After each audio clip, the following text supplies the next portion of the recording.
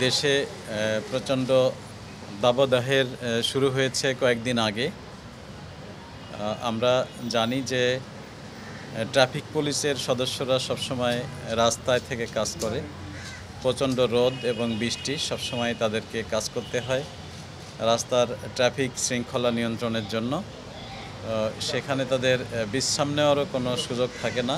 এই অবস্থায় এই দাবদাহের সময় তৃষ্ণার্ত হয়ে যাওয়ার, পিপাসার্ত হয়ে যাওয়ার প্রবণতা থাকে এবং সেটি হয়। আমরা ঢাকা মেট্রোপলিটন পুলিশের পক্ষ থেকে এবং আমাদের ইন্সপেক্টর জেনারেল মহোদয় পুলিশ হেডকোয়ার্টার্সের পক্ষ থেকেও ট্রাফিক পুলিশদের খাবার পানি, স্যালাইন, গ্লুকোজ, লেবুর শরবত, তারপরে এই সংক্রান্ত আরও যা কিছু প্রয়োজন হয় সেগুলো দেওয়ার ব্যবস্থা করেছেন।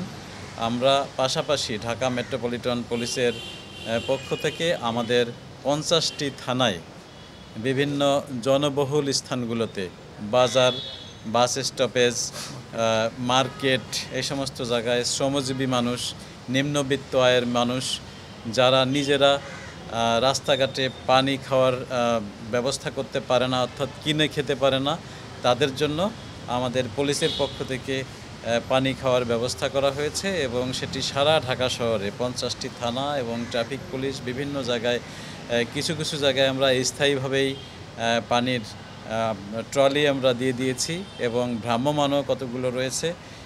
সেখানে বোতলের পানি যেগুলো, সেগুলো কিছু কিছু জায়গায় সরবরাহ করা হচ্ছে, কিছু কিছু জায়গায় স্যালাইন সরবরাহ করা হচ্ছে এবং টোটাল মেট্রোপলিটন এলাকায় যারা রয়েছে তাদেরকে সেবা দেওয়ার জন্য আমাদের এই প্রচেষ্টা।